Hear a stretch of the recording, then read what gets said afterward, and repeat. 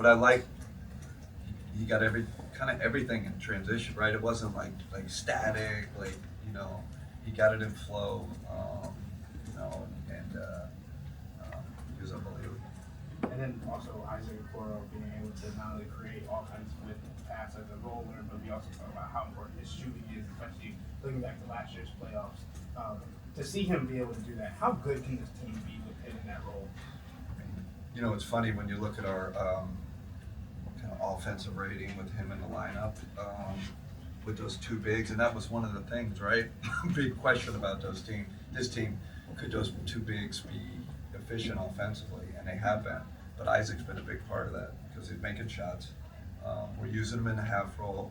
He made that big three. Me and BJ were just talking about it. Made that big three when we were about to sub. Made a play in the half roll. He was huge tonight.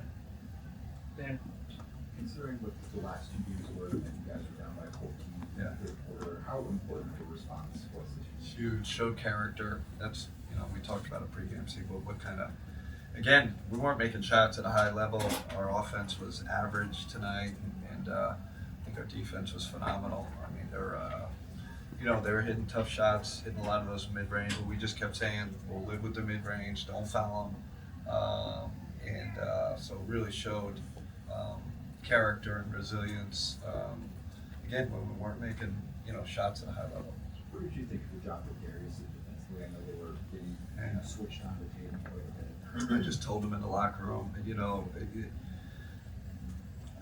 I don't want to hide him anymore. Like he's got to, it's playoff basketball. He's got to accept the challenge. We did do some different things, tactically to help him out a little bit. But we went back to our regular coverage, and he got two big stops at the end. Didn't foul. He's smart. He's fast. He's strong. I don't see why he can't be a really good defender. He's showing he can. Tim, you said before the game that you want to see how you guys would handle not making shots. Yeah. Make it just be a competitive game. I assume you were pretty happy with the way that went from start to finish. Tim really pleased. That was that was kind of my question mark a little bit with this team after those two losses to Atlanta. And it looked like we were down and out that third quarter. They were rolling. The crowd, was kind of down. We're all kind of down, and again, I felt like our defense kept us afloat. Like our defense was good, and Donovan goes on that, crazy run in the fourth, and it was kind of like him and Tatum just dueling, which is great for the crowd, great for the NBA. We're lucky, to come out on top. And he obviously struggled a bit on Yeah. Friday. Personally, struggled in the first half. What does it say about him to be able to turn it up like he did Yeah. down the stretch and pull us 100 guys? Him and Evan, Darius was the only one that really played well that first half, and it's a great thing about the NBA, 48-minute game, right? Like if this was high school, what's high school, 32, or college, 40, you're done. But the game's so long, we stuck with it, and that's like Donovan's persona. Like it's amazing. I've never seen a guy. He never gets down. Like he's never guys. You think guys would kick the chair or or get frustrated. He has a great demeanor about him, and never gets too down or too high. It's really he's much better than the coaches in terms of that. We're like, he's just like, everybody calm down. It's gonna be all right. And I think that's really helps you, bounce back from a poor first half like that. Yep. You had the second best start in NBA history and needed to win tonight to stay first. Which, of course, says more about how good Boston is, maybe kind of indictment on the Cavs. But is there a pressure or a goal to kind of keep that pace? You know what I mean? To sort of stave them off? We haven't talked about it. Listen, after those two losses against Atlanta, I'm like, are we ever going to win another game? Like, I told my daughter, I'm like we could lose 15 in a row. Like, I mean, that's because this league, you know how good this league is, and so we're kind of not in that space at all in terms of, hey, we got or first seed or because you get rung up in this league and just like hits you in the face, like, oh my gosh, like Atlanta, like they're unbelievable. Like we dipping, and so you just which is natural to have those doubts. So now we're not in that space. But thank you for telling me we've had one of the best starts in NBA history. It makes you feel good overall. And then you, of course, turned this into a free throw contest both ways.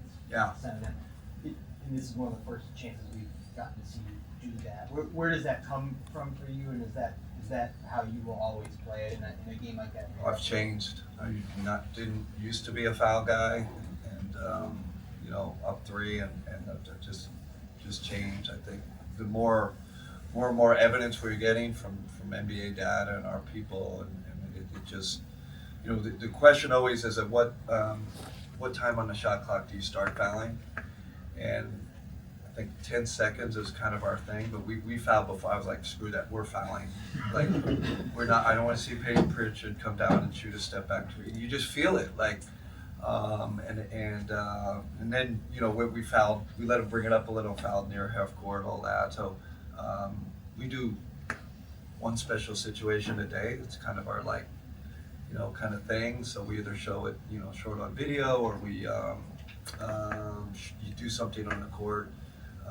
Because we're going to be in these games. We're going to be in these games in the playoffs, hopefully. So I think our guys are pretty educated, and we make it a priority to educate them. Tom, on your list of inbounds options, where is throw it up high to George and let him go? Man, that was, yeah. It's so funny. It's like, oh yeah, great execution at the end of the game. That was garbage. Like no one was open. So I'd say the other ones were really well executed. That one, but I will give ourselves credit because putting George in the game, right? So we get, I think we got J.A. out, put George in, better free throw shooter, and George is smart. He's going to find a way. But I don't think Evan made a bad pass either, like a bad read, because I don't think anybody else was open. They did a great job guarding it. Did you expect Peyton to miss that one there with 5 to go? Yes, we're ready for that. We're ready. We thought he was going to miss. We telling our guys, we put our best rebounders in there. We're expecting purposeful miss.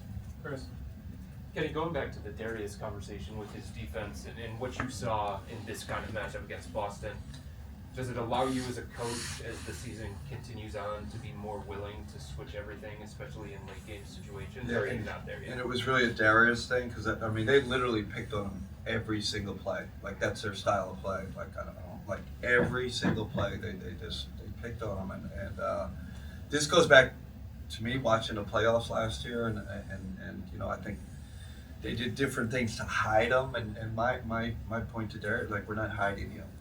You're good enough, accept the challenge, you're smart enough, because I think when you start doing the tricky stuff, these teams are too good. You gotta switch it. You gotta be able to switch, and if he's gonna play it into games, he's gotta be able to switch. And like I said tonight, he was phenomenal. Actually, phenomenal all game. Down the stretch, what kind of luxury is it to have guys like Darius and Donovan and George who just don't seem to miss free throws in those big situations? Great point. Great point. You got to make your free, right? That's like the old coaching adage. Like you need to make free throws at the end of the game. Those guys are 90% right. Like unbelievable free throw shooters. The other thing about those guys, because like the draw-ups aren't always great. They let so much physicality defensively. Just to have a guy that's be able to can bust through with their speed and force just to get open at the end of games. I've been on the other side where you don't have that speed and force, and then you look like an idiot because you turned it over. But that was more our those guys' talent, and then they can knock down free throws. It's huge. Okay, come wrap Coach Bass. Thank you. All right, thanks everybody.